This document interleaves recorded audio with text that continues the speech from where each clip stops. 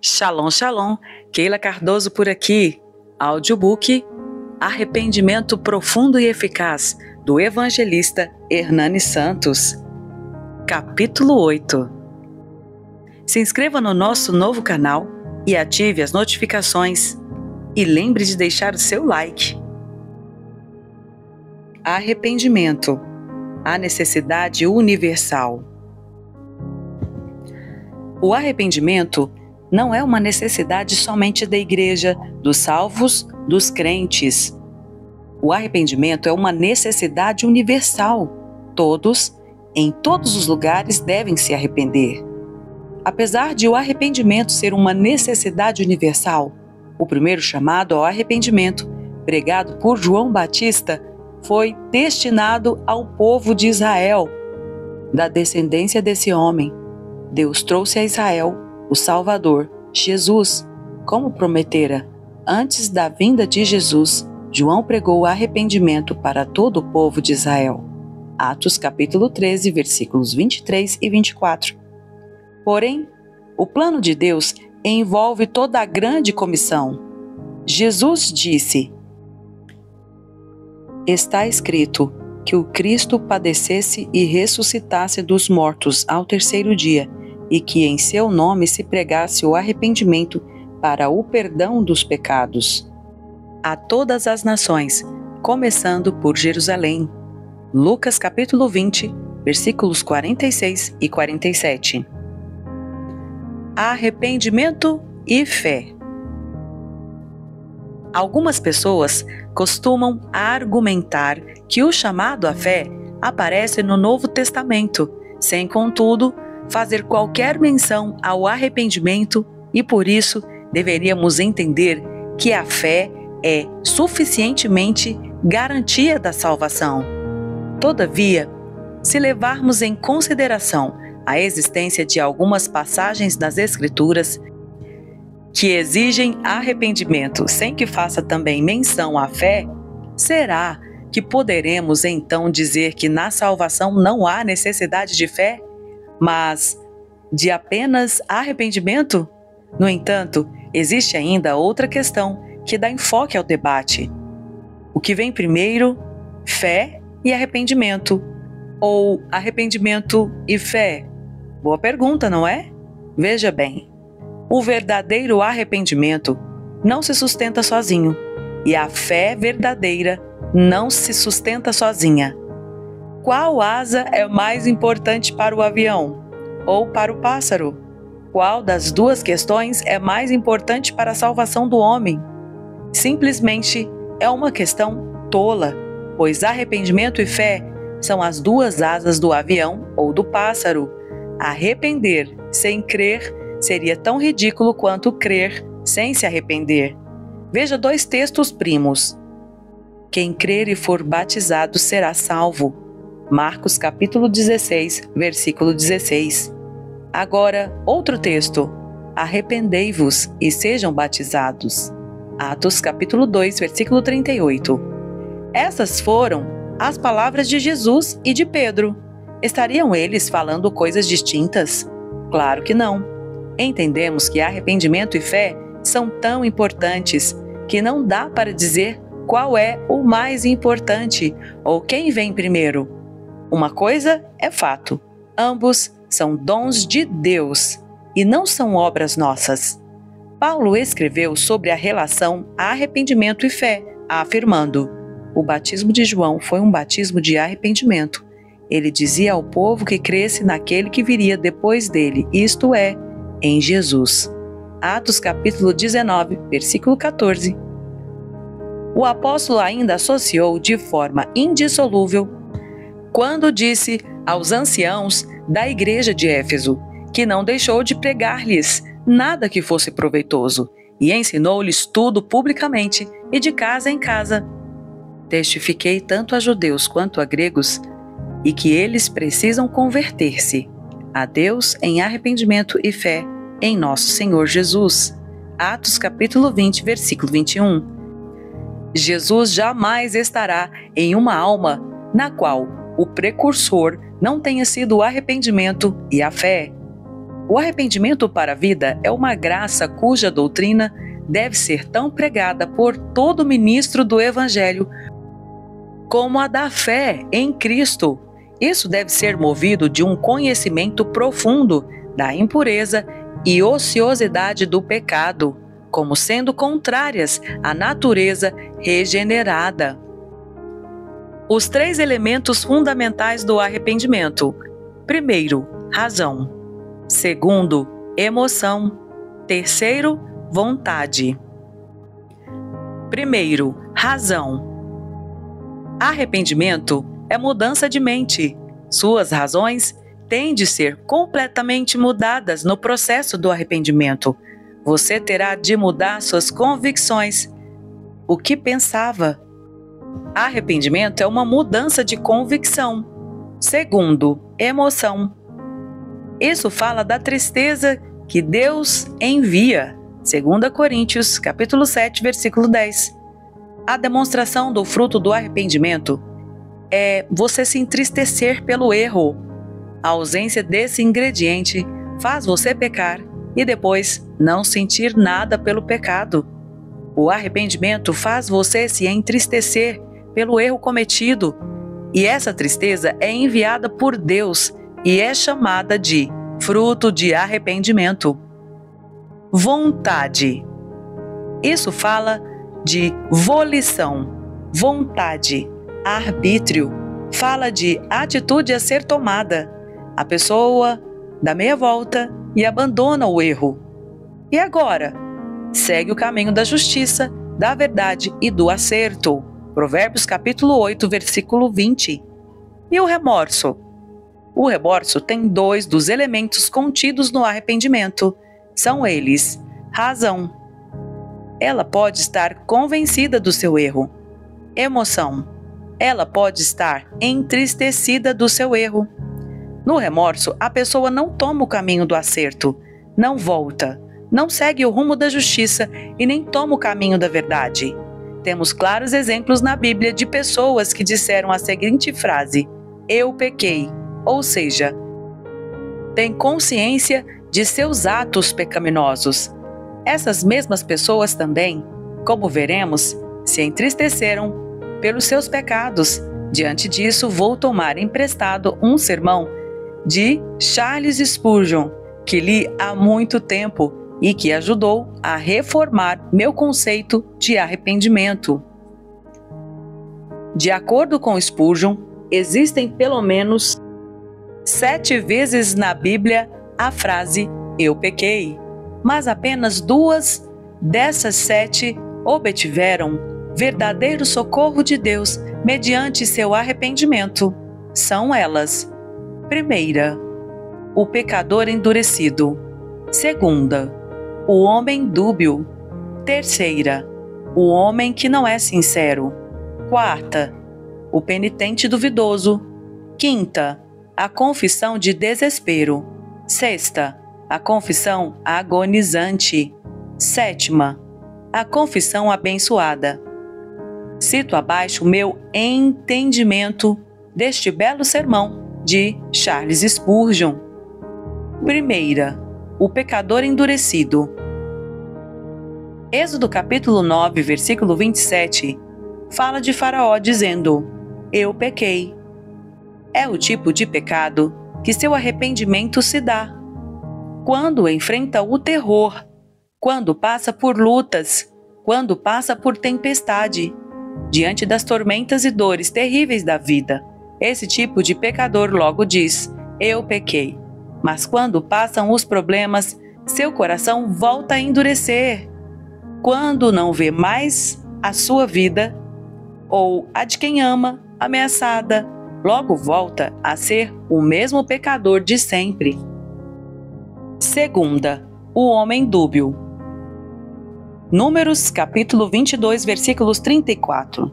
Fala de Balaão, dizendo: eu pequei. Quando é confrontado, você pensa que esse homem realmente mudou. Fala coisas lindas que irão parecer que é seu arrependimento, mas na realidade ele se inclina para o bem e para o mal. Quando lhe convém, ele se inclina para o bem. Quando lhe convém, ele se inclina para o mal. No domingo, é o crente mais santo, em lágrimas, confesso e até aparentemente arrependido. Mas na segunda-feira, é o pior tipo de gente do mundo. Faz tudo o que o mundano faz, quando está longe da igreja e dos irmãos. Tem um caráter terrível. Na igreja, é o maior de todos os crentes e no mundo, o maior de todos os mundanos. É um homem de duas caras e de duas mentes. Tem sempre suas disposições. Por mais que a Bíblia diga que ninguém pode servir a dois senhores, ele serve a dois, três e até mais senhores. Nenhuma confissão de pecados pode ser genuína, a menos que seja feita de todo o coração. É inútil você dizer eu pequei e continuar pecando. Alguns homens parecem nascer com dois caráteres. Há muitos assim, como Balaão, poderiam operar milagres e ao mesmo tempo há algo neles que revela um caráter repugnante de pecado, tão grande quanto parecia ser o caráter deles para a retidão. Balaão, você sabe, ofereceu sacrifícios a Deus no altar de Baal, o que era típico do seu caráter, e assim muitos fazem, oferecem sacrifícios a Deus no santuário de Mamon, enquanto ofertam a uma igreja e distribuem ao pobre na porta do seu escritório contábil, oprimem o pobre e espremem até a última gota do sangue da viúva para ficarem ricos. Ah, é infrutífero, é inútil dizer eu pequei, a menos que o diga de todo o seu coração. A confissão do homem dúbio não tem nenhum proveito. Terceira, o homem que não é sincero. 1 Samuel capítulo 15, versículo 2, fala de Saul. Eu pequei. Características deste pecador e de sua confissão. Não é como Balaão. Até certo ponto, sincero sobre duas coisas. Mas um homem que é justamente o oposto e que não tem nenhum ponto proeminente em seu caráter. É sempre modelado pelas circunstâncias que passam pela sua cabeça. Saul era assim. Samuel o reprovou e ele disse, eu pequei. Mas ele não queria realmente dizer aquilo. Porque quando lemos o verso inteiro, vemos que ele disse, eu temi o povo. O que era uma desculpa mentirosa. Ele estava sempre pronto para fazer a sua própria vontade. Você não pode confessar os seus pecados e dizer, eu pequei, justificando-os. Se pecou, pecou e pronto. Às vezes, Saul se encontrava com os profetas e profetizava, logo depois entre as bruxas. Muitos são assim, nunca conseguem ser honestos com suas convicções, pois sempre as mudam. Quantas pessoas como ele encontramos em toda a comunidade cristã? Homens que são muito facilmente modelados. Diga o que quiser a eles e eles sempre concordarão com você. Eles têm disposições afetuosas e uma consciência sensível. Tão sensível que parece ceder quando pressionada, mas tememos sondá-la mais profundamente. Ela se cura tão rapidamente quanto se machuca. Alguns homens parecem ter coração de borracha. Se você apenas tocá-los, é feita uma pressão imediatamente. Entretanto, é inútil, pois logo retornam ao seu estado original. Você pode apertá-los de qualquer modo que desejar. Eles são tão elásticos que você sempre alcançará seu propósito. Entretanto, eles não têm firmeza de caráter e logo voltam a ser o que eram antes. Muitos fazem o mesmo. Curvam suas cabeças na igreja e dizem, temos errado e nos desviado do caminho. Mas não pretendiam verdadeiramente dizer isto. Dizem ao seu pastor, eu me arrependo dos meus pecados, mas não se sentem pecadores. Só disseram aquilo para agradá-lo.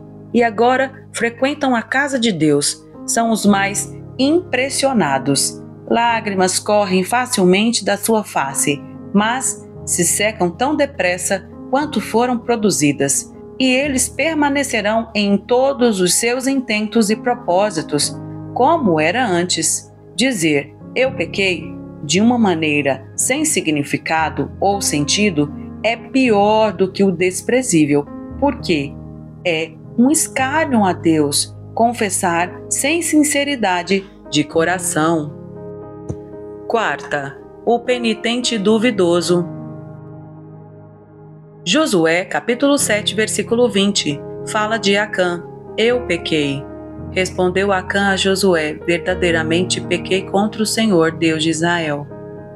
Você sabe que Acã roubou despojos da cidade de Jericó, que ele foi descoberto através da sorte e levado à morte. Cito este caso como o representante daqueles cujo caráter é questionável em seu leito de morte.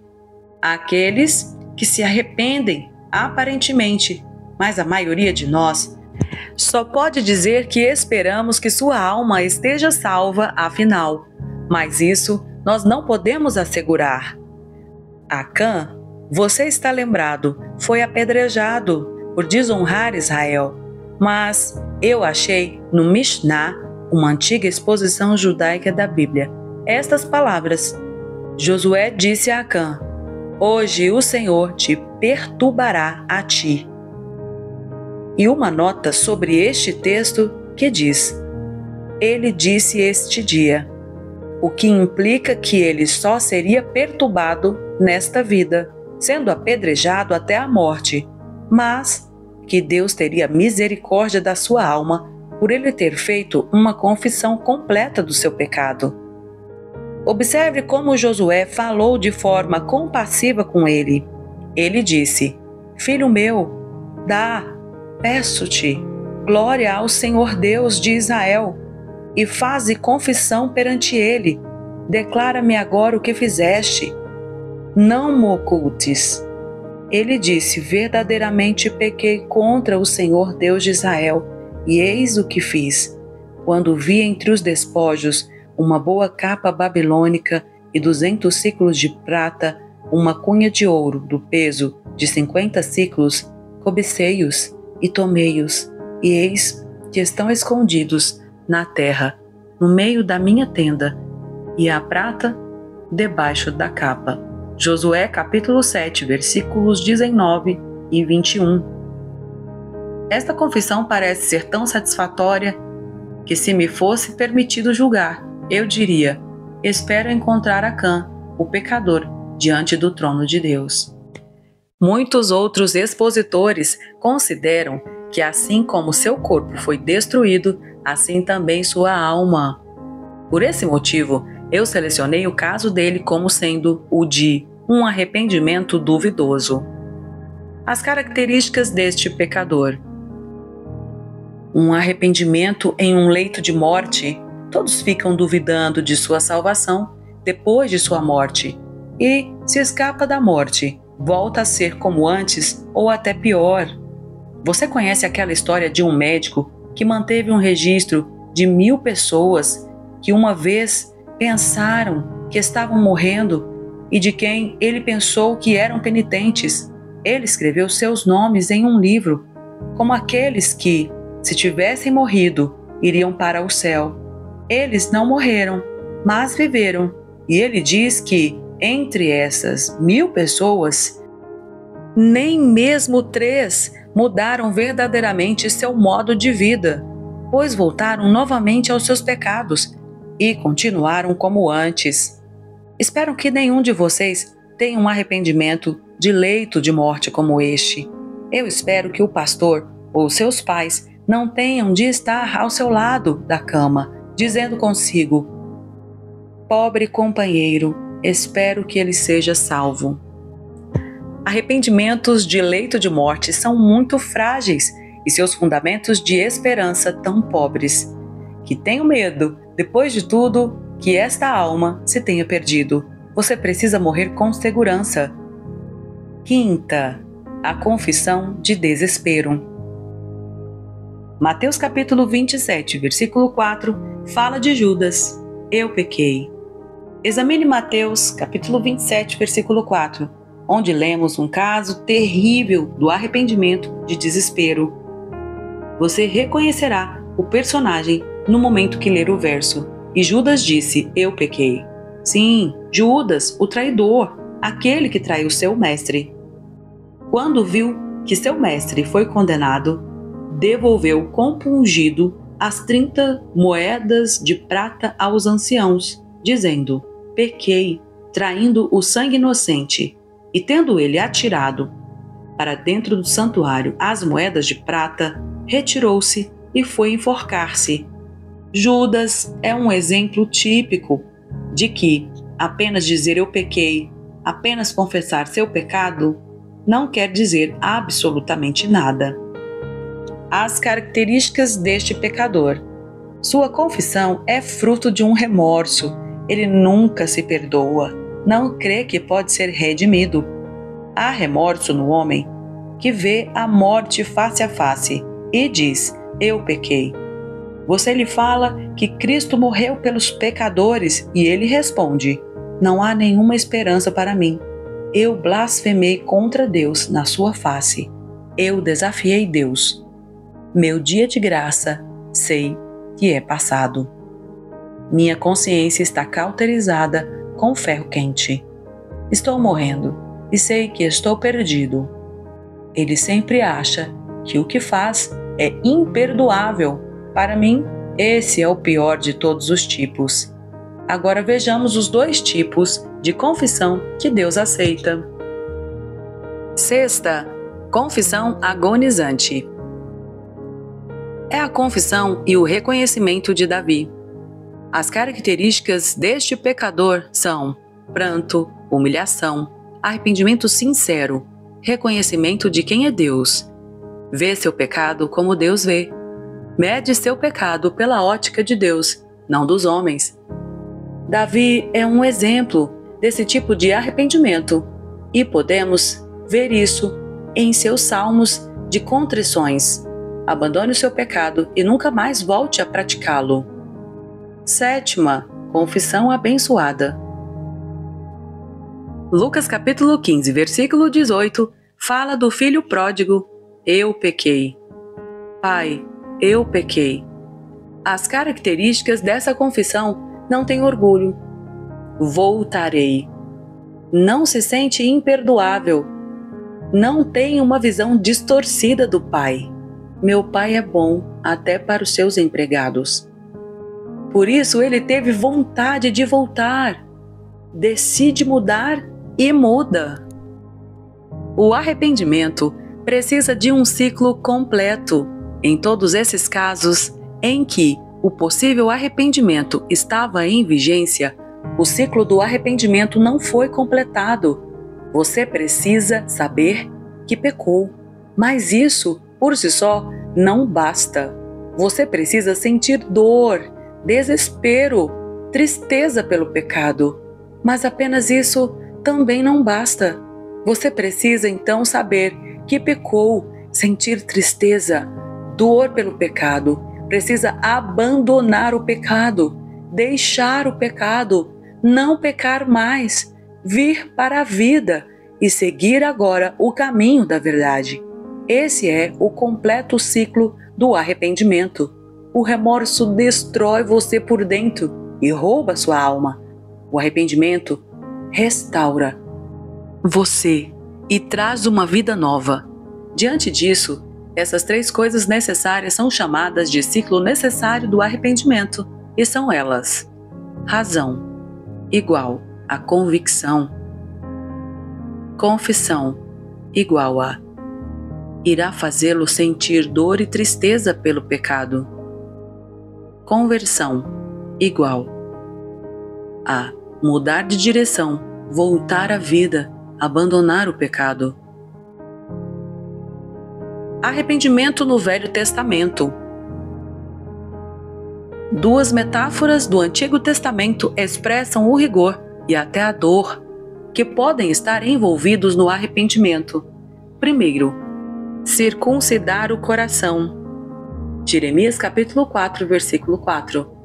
Segundo, o campo do povo zio. Oséias capítulo 10, versículo 12.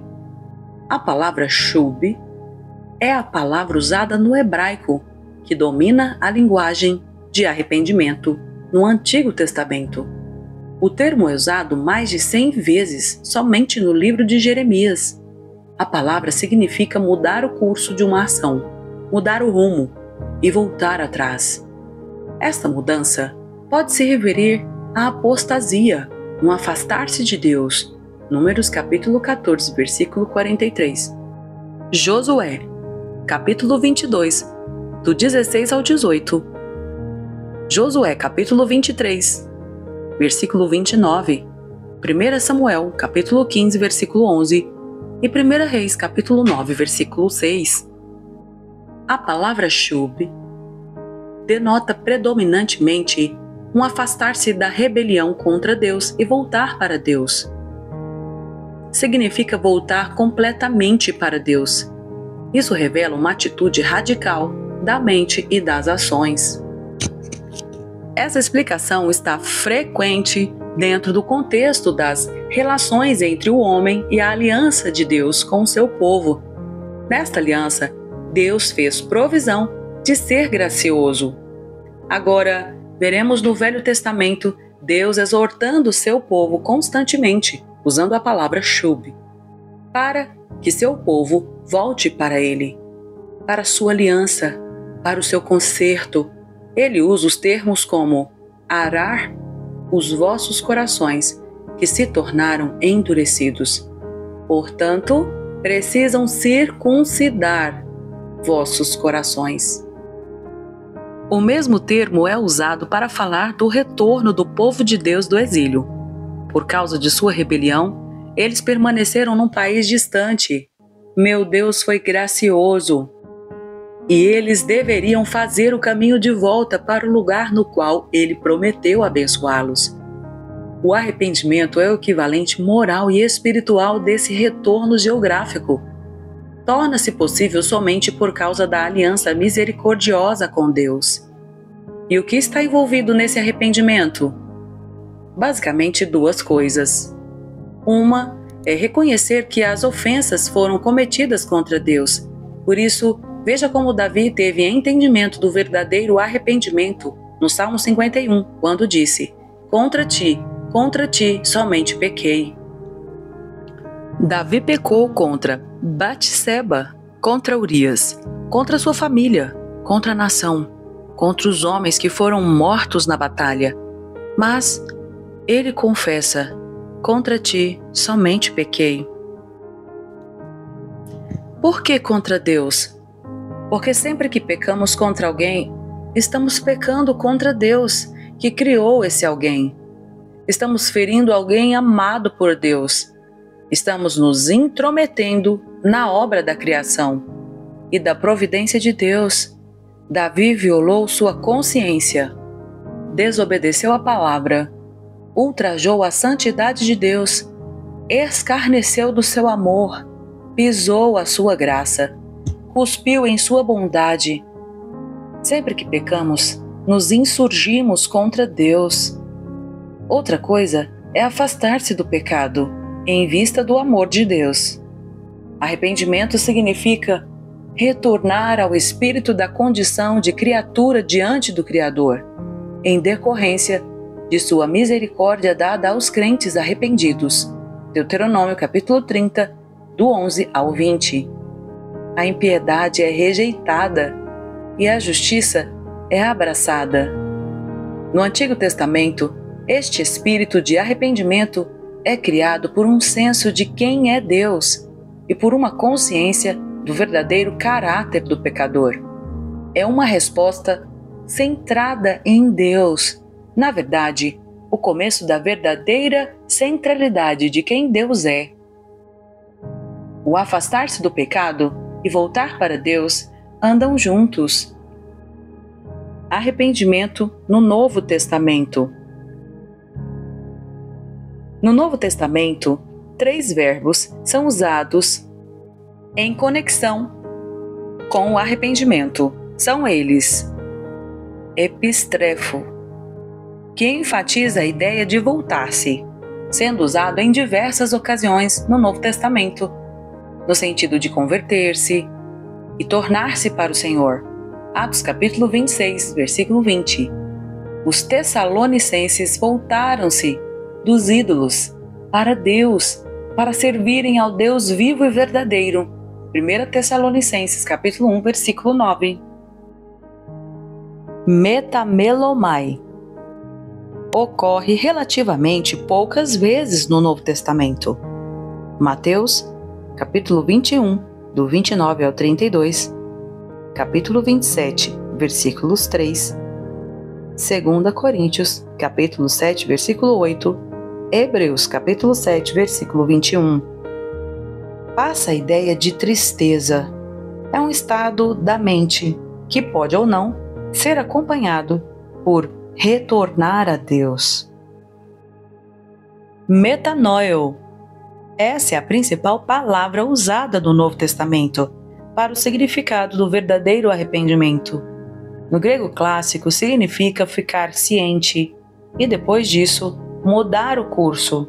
Então, metanoio é mudar de mente e de atitude ou direção antes tomada. Então, arrependimento é uma mudança de mente que leva a uma mudança de estilo de vida. Arrependimento não é quando você chora apenas. Pode ser também, mas arrependimento é quando você muda. 6 componentes do verdadeiro arrependimento. O arrependimento é uma graça do Espírito de Deus, por meio do qual um pecador é humilhado em seu íntimo e transformado em seu exterior, a fim de proporcionar melhor entendimento. Saiba que o arrependimento é um remédio espiritual formado de 6 componentes especiais. Se um for deixado fora, o arrependimento perde o seu poder. Componente 1. Percepção do pecado. A primeira parte do remédio de Cristo são olhos abertos. Atos capítulo 26, 18. Este é um dos fatos importantes a observarmos no arrependimento do filho pródigo. Ele caiu em si. Lucas capítulo 15, versículo 17. Ele se viu como pecador e nada mais do que um pecador. Antes que um homem venha a Cristo, ele tem de, primeiramente, ver a si mesmo. Em sua descrição de arrependimento, Salomão considerou isto como o primeiro componente, caírem em si. 1 Reis capítulo 8, versículo 47. Uma pessoa deve, antes de tudo, reconhecer e considerar o que é o seu pecado e conhecer a praga de seu coração, antes que seja devidamente humilhado por ela. A primeira coisa que Deus criou foi a luz. Portanto, a primeira coisa que deve haver em uma pessoa arrependida é a iluminação. Agora sois luz no Senhor. Efésios capítulo 5, versículo 8. Os olhos são feitos tanto para ver como para chorar. Antes de lamentarmos pelo pecado, temos de vê-lo. Disso, podemos inferir que, onde não há percepção do pecado, não pode haver arrependimento. Muitos que acham falhas nos outros não veem nenhum erro em si mesmos. Pessoas são vendadas por ignorância e amor próprio. Por isso, não veem o que deforma a sua alma. O diabo faz com que elas, como o falcoeiro faz a sua ave, ele as cega e as leva encapuzadas ao inferno. Componente 2. Tristeza pelo pecado. Suporto tristeza por causa do meu pecado.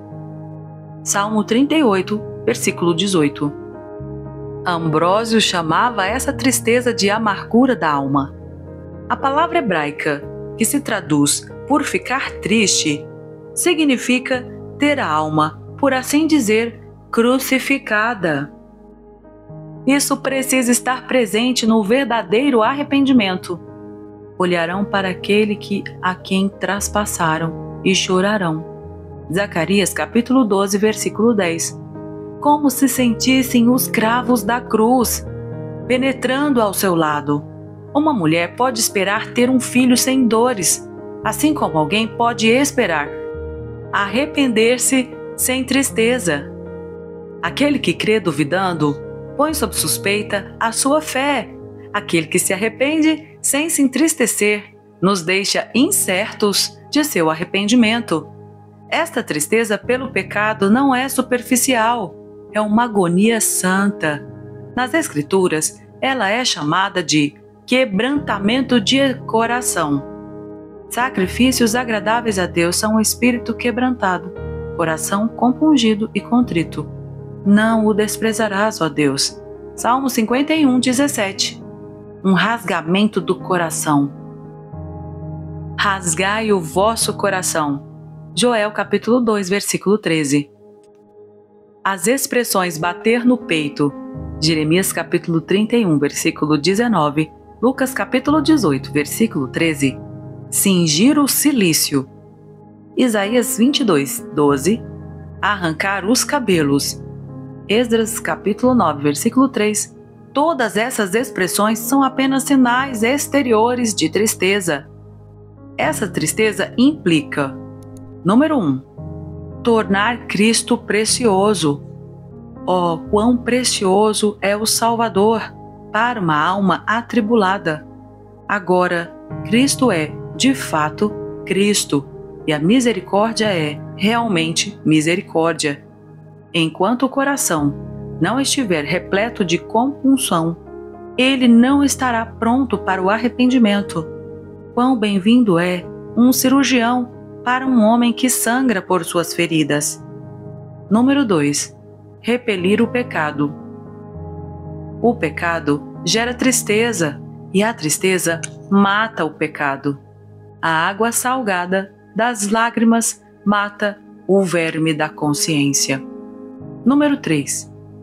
Preparar-se para receber firme consolo. Os que com lágrimas semeiam, com júbilo ceifarão. Salmo 126, 5. O penitente tem uma semeadura de lágrimas, mas uma colheita deliciosa. O arrependimento rompe os abscessos do pecado e em seguida a alma fica tranquila. O ato de Deus em afligir a alma por causa do pecado é como o agitar da água que trazia cura no tanque. João capítulo 5, versículo 4. Contudo, nem toda tristeza evidencia o verdadeiro arrependimento. O que é esse entristecer piedoso? Há 6 descrições. Primeira, a verdadeira tristeza espiritual é interior. É uma tristeza de coração. A tristeza dos hipócritas evidencia-se somente em sua face. Desfiguram o rosto. Mateus capítulo 6, versículo 16. Mostram um rosto melancólico, mas a tristeza deles não vão além disso. Como o orvalho que umedece a folha, mas não penetra a raiz. O arrependimento de Acabe foi uma exibição exterior. Seus vestidos foram rasgados, mas não seu espírito. 1 Reis, capítulo 21, versículo 27. A tristeza, segundo Deus, avança mais além. É como uma veia que sangra internamente. O coração sangra por causa do pecado. Compungiu-se-lhes o coração. Atos capítulo 2, versículo 37. Assim como o coração tem a parte principal no ato de pecar, o mesmo deve acontecer no caso do entristecer-se. Paulo lamentava por causa da lei em seus membros. Romanos capítulo 7, versículo 23. Aquele que lamenta verdadeiramente o pecado se entristece por causa da raiz de amargura, embora ela nunca prospere até o ponto de levá-lo a agir. Um homem ímpio pode sentir-se atribulado por pecados escandalosos. Um verdadeiro convertido lamenta os pecados do coração. Segunda, a tristeza espiritual é sincera. É a tristeza pela ofensa e não pela punição. A lei de Deus foi infringida e seu amor abusado. Isso leva a alma às lágrimas. Uma pessoa pode ficar triste e não se arrepender. Um ladrão fica triste quando é apanhado, mas não por causa do roubo, e sim porque tem de sofrer a pena. A tristeza piedosa se expressa principalmente por causa da transgressão contra Deus.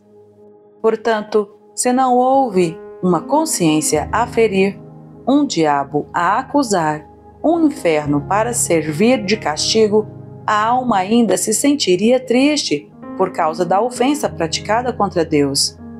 Oh, que eu não ofenda o meu bom Deus, nem entristeça o meu Consolador. Isso parte o meu coração. Terceira, a tristeza espiritual é repleta de confiança. É mesclada com fé. A tristeza bíblica afundará o coração, se a roldana da fé não o erguer. Assim como o nosso pecado está sempre diante de Deus, assim também a promessa de Deus tem de estar diante de nós. Quarta, a tristeza espiritual é uma grande tristeza. Naquele dia será grande o pranto em Jerusalém, como o pranto de Hadad-Rimon. Zacarias capítulo 12, versículo 11. 2 sóis se puseram no dia em que Josias morreu, e houve um enorme lamento fúnebre. A tristeza pelo pecado deve chegar a esse nível. Quinta, a tristeza espiritual é, em alguns casos, acompanhada de restituição. Aquele que por injustiça errou contra outrem em seus bens, lidando com fraude, deve em consciência realizar a compensação. Há um mandamento claro quanto a isso. Confessará o pecado que cometer e pela culpa fará plena restituição. E lhe acrescentará a sua quinta parte e dará tudo àquele contra quem se fez culpado. Números capítulo 5, versículo 7. Por isso Zaqueu fez restituição. Se em alguma coisa tenho defraudado alguém, restituo 4 vezes mais. Lucas capítulo 19, versículo 8. Sexta, a tristeza espiritual é permanente. Não são algumas lágrimas derramadas ocasionalmente que servirão. Alguns derramarão lágrimas ao ouvirem um sermão, mas isso é como uma chuva de abril, logo acaba, ou como uma veia aberta e fechada novamente. A verdadeira tristeza tem de ser habitual. Ó cristão, a doença de sua alma é crônica e a recaída frequente. Portanto, você tem de se tratar com remédio continuamente, por meio do arrependimento. Essa é a tristeza, segundo Deus. Componente terceiro, confissão de pecado.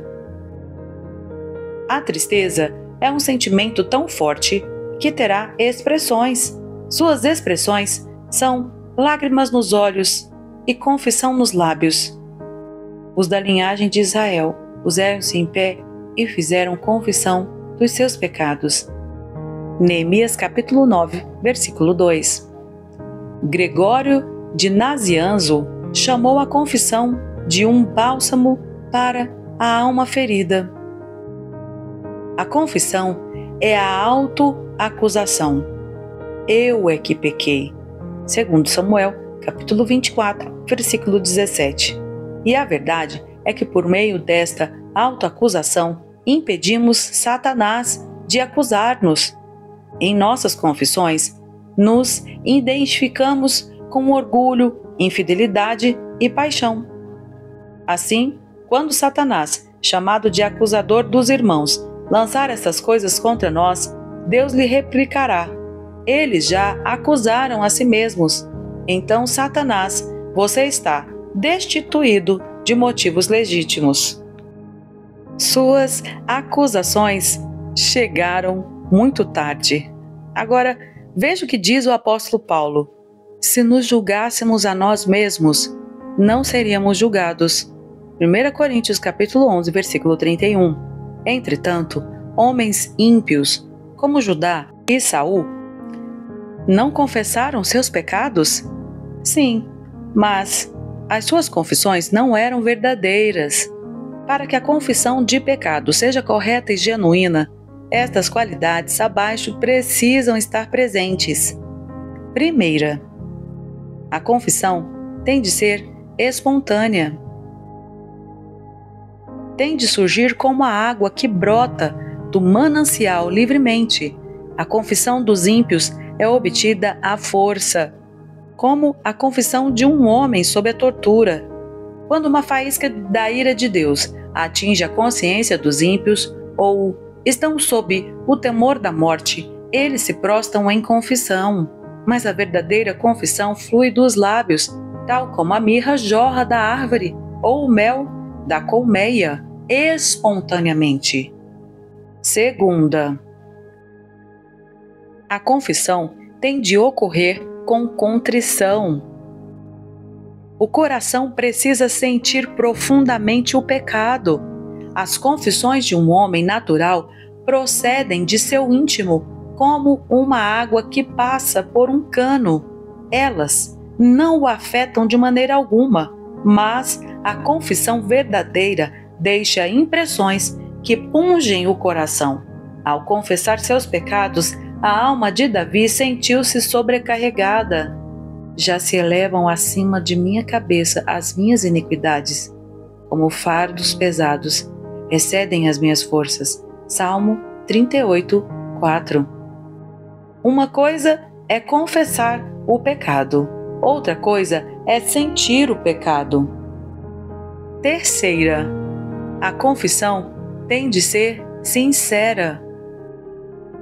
Nosso coração precisa estar em harmonia com a confissão. O hipócrita confessa o pecado, mas o ama, assim como um ladrão, que confessa os bens roubados e continua a amar o roubo.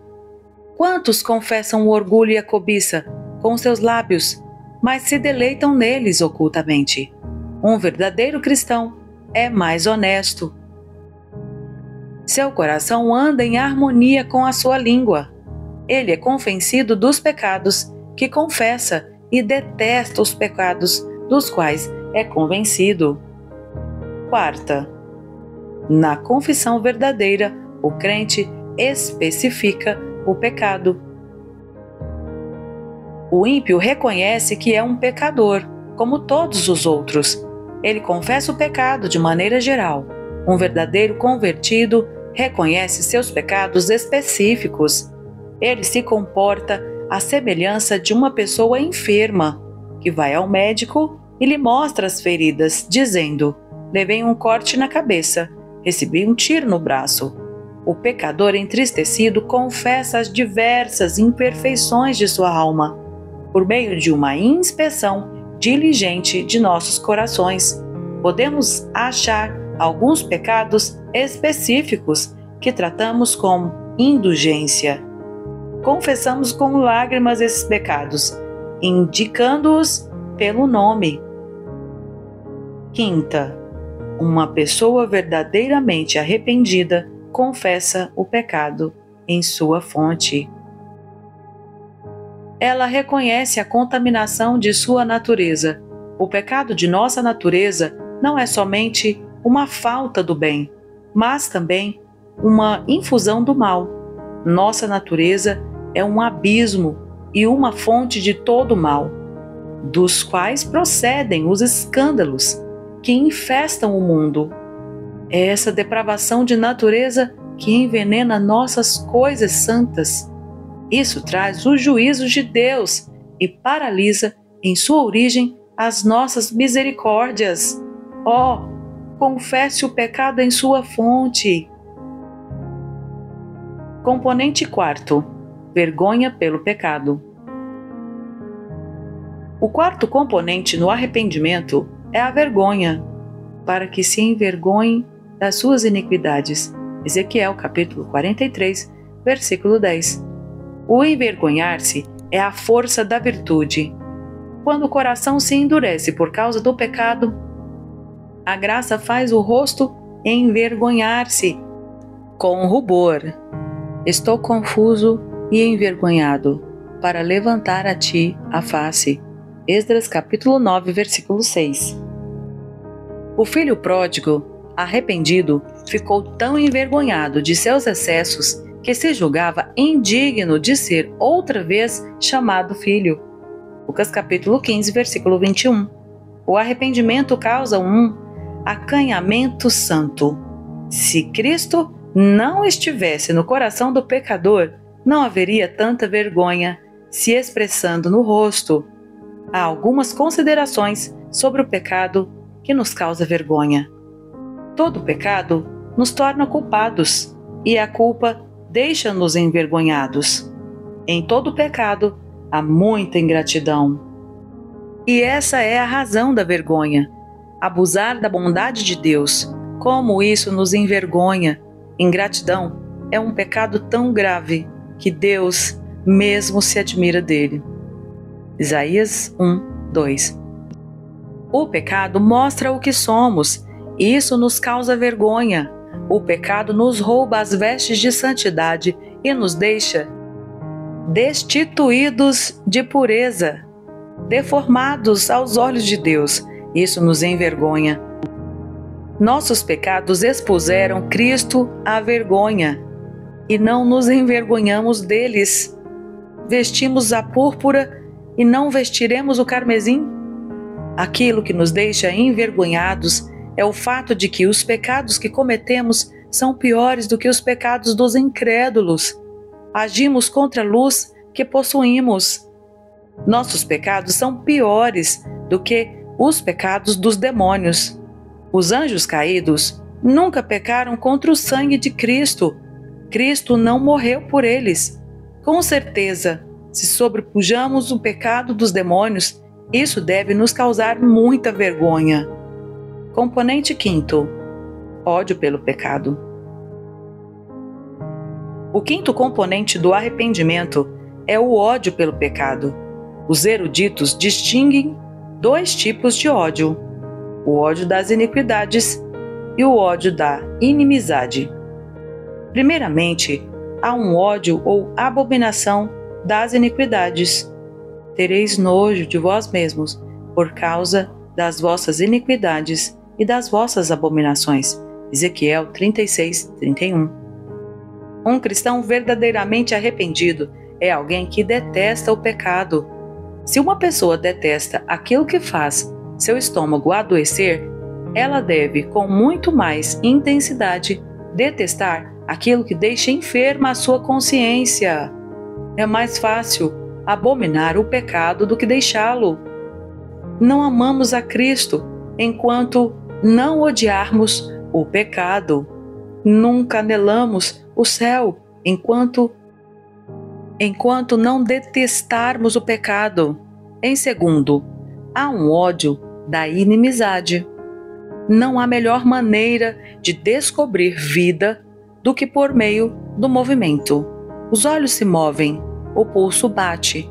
Portanto, para constatar o arrependimento, não há sinal melhor do que uma antipatia santa para com o pecado. O arrependimento correto começa no amor a Deus e termina no ódio ao pecado. Como podemos discernir o verdadeiro ódio para com o pecado? Primeiro, quando a pessoa se mantém resoluta contra o pecado. A língua lamenta amargamente o pecado e o coração o odeia, de modo que, embora o pecado se apresente de forma atraente, nós o achamos detestável e o abominamos com ódio mortal, sem levarmos em conta a sua aparência agradável. O diabo pode vestir e disfarçar o pecado com prazer e proveito. Mas um verdadeiro penitente que tem ódio secreto pelo pecado sente repulsa e não se envolverá nele. Segundo, O verdadeiro ódio pelo pecado é abrangente. Isso se aplica a dois aspectos, no que se diz respeito às faculdades e ao objeto. A. O ódio pelo pecado é abrangente, no que concerne às faculdades da alma, ou seja, há um desgosto para com o pecado, não somente no juízo, mas também na vontade e nas afeições. Há alguns que são convencidos de que o pecado é maligno e em seu juízo têm uma aversão para com ele. Mas acham-no agradável e têm satisfação íntima nele. Nesse caso, há um desprazer do pecado no juízo e uma aceitação dele nas afeições. No verdadeiro arrependimento, o ódio pelo pecado está presente em todas as faculdades da alma, não somente no intelecto, mas principalmente na vontade. Não faço o que prefiro, e sim o que detesto. Romanos capítulo 7, versículo 15. Paulo não era livre do pecado, mas a sua vontade se posicionava contra o pecado. B. O ódio pelo pecado é abrangente no que concerne ao objeto. Aquele que odeia um pecado odeia todos. Os hipócritas odeiam alguns pecados que mancham sua reputação, mas o verdadeiro convertido odeia todos os pecados que produzem vantagem, os pecados resultantes de nossas inclinações naturais, as próprias instigações da corrupção. Paulo odiava as obras do pecado. Romanos capítulo 7, versículo 23. Terceiro, o verdadeiro ódio pelo pecado se manifesta contra o pecado em todas as suas formas. Um coração santo detesta o pecado por causa de sua contaminação natural. O pecado deixa uma mancha na alma. Uma pessoa regenerada aborrece o pecado, não somente por causa da maldição, mas também por causa do contágio. Ela odeia essa serpente, não somente por causa de sua picada, mas também por causa de seu veneno. Abomina o pecado, não somente por causa do inferno, mas como o próprio inferno. Quarto, o verdadeiro ódio pelo pecado é implacável. O cristão genuíno nunca mais se conciliará com o pecado. A ira pode expressar conciliação, porém, o ódio não pode experimentá-la. Quinta, onde há verdadeiro ódio pelo pecado, opomos-nos ao pecado em nós mesmos e nos outros. A igreja de Éfeso não podia suportar aqueles que eram maus. Apocalipse 2:2. Paulo repreendeu arduamente Pedro por causa de sua dissimulação, embora esse fosse um apóstolo. Com insatisfação santa, Cristo expulsou os cambistas do templo. João capítulo 2, versículo 15. Ele não tolerou que o templo sofresse uma mudança. Neemias repreendeu os nobres por sua usura. Neemias capítulo 5, versículo 7. E pela profanação do sábado. Neemias capítulo 13, versículo 17. Aquele que odeia o pecado não suportará a iniquidade em sua família. Não há de ficar em minha casa o que usa de fraude. Salmo 101, 7. Que vergonha se manifesta quando os magistrados mostram força de espírito em suas paixões e nenhum heroísmo em suprimir o erro. Aqueles que não têm qualquer antipatia para com o pecado não conhecem o arrependimento. O pecado está neles, como o veneno está em uma serpente, e por ser-lhe natural, lhe proporciona deleite. Quão distantes estão do arrependimento aqueles que, ao invés de odiarem o pecado, amam-no. Para os santos, o pecado é um espinho nos olhos. Para os ímpios, é uma coroa na cabeça. Que direito tem na minha casa a minha amada? ela que cometeu vizelas, acaso, ó amada, votos e carnes sacrificadas poderão afastar-te o mal? Então saltará de prazer. Jeremias capítulo 11, versículo 15. Amar o pecado é pior do que praticá-lo. Um homem bom pode se precipitar e cair em uma atitude pecaminosa, mas amar o pecado é desesperador. O que faz um porco amar o revolver-se na lama? O que faz um demônio amar aquilo que se opõe a Deus? Amar o pecado mostra que a vontade está no pecado. E quanto mais a vontade estiver no pecado, tanto maior ele será. A obstinação faz com que não haja mais purificação para o pecado. Hebreus capítulo 10, versículo 26. Oh, quantos existem que amam o fruto proibido, amam as imprecações e os adultérios, amam o pecador e odeiam a repreensão. Portanto, quando os homens amam o pecado, apegando-se àquilo que será a sua morte e brincam com a condenação, isso indica que o coração dos homens está cheio de maldades. Eclesiastes capítulo 9, versículo 3. Isso nos persuade a mostrar nosso arrependimento por meio de um ódio amargo para com o pecado. Componente 6. Converter-se do pecado. O sexto componente no arrependimento é converter-se do pecado. Este converter-se é chamado de abandonar o pecado. Isaías capítulo 55, versículo 7. Tal como um homem que abandona a companhia de um ladrão ou de um feiticeiro, é chamado para lançar para longe o pecado. Jó, capítulo 11, versículo 14. Como Paulo lançou de si aquela víbora, atirando-a ao fogo. Atos, capítulo 28, versículo 5. Morrer para o pecado é a vida do arrependimento. No mesmo dia em que o crente se converte do pecado, deve se regozijar com um gozo eterno. Os olhos devem fugir dos vislumbres impuros. O ouvido tem de fugir dos escárnios, a língua do praguejamento, as mãos dos subornos, os pés dos caminhos das meretrizes, a alma do amor à impiedade. Esse converter-se do pecado implica uma mudança notável. Converter-se do pecado é tão visível que os outros podem percebê-lo. Por isso, é chamado de uma mudança das trevas para a luz. Efésios capítulo 5, versículo 8.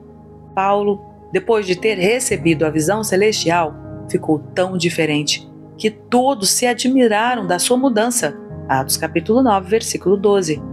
O arrependimento transformou o carcereiro em um enfermeiro e médico. Atos capítulo 16, versículo 33. Ele cuidou dos apóstolos, lavou as feridas e serviu-lhes comida. Um navio se dirige ao leste e o vento muda seu rumo para o oeste. De modo semelhante, um homem se encaminhava para o inferno, mas o vento contrário do Espírito soprou, mudou seu rumo e o fez andar em direção ao céu. Essa mudança visível que o arrependimento produz em uma pessoa é como se outra alma se abrigasse no mesmo corpo. Para identificar corretamente o converter-se do pecado, essas poucas coisas são necessárias. Primeiro, tem de haver um volver-se sinceramente do pecado. O coração é o primum vivens, a primeira coisa que vive, e tem de ser o primum vertens, a primeira coisa que se envolve. O coração é aquilo pelo qual o diabo se empenha arduamente. No cristianismo, o coração é tudo. Se o coração não é convertido do pecado, ele não passa de uma mentira. Deus quer todo o coração convertido do pecado. O verdadeiro arrependimento não pode ter reservas, nem outros ocupantes. Segundo, tem de haver um volver-se de todo o pecado. Deixe o perverso seu caminho. Isaías 55:7. Uma pessoa verdadeiramente arrependida abandona o caminho do pecado. Ela deixa todo o pecado. Aquele que esconde um subversivo em sua casa é um traidor da nação. E aquele que satisfaz um pecado é um hipócrita traiçoeiro. Terceiro, tem de haver um volver-se do pecado por motivos espirituais. Um homem pode restringir seus atos de pecados e não converter-se do pecado da maneira correta. Atos de pecados podem ser restringidos por temor ou desígnio, mas uma pessoa verdadeiramente arrependida deixa o pecado com base em um princípio espiritual, ou seja, o amor de Deus. 3 homens perguntaram um para o outro o que os fizera abandonar o pecado. Um disse: acho que são as alegrias do céu. Outro respondeu: acho que são os tormentos do inferno. Mas o terceiro disse: acho que é o amor de Deus. E isso ainda me faz abandonar o pecado. Como eu ofenderia o amor de Deus?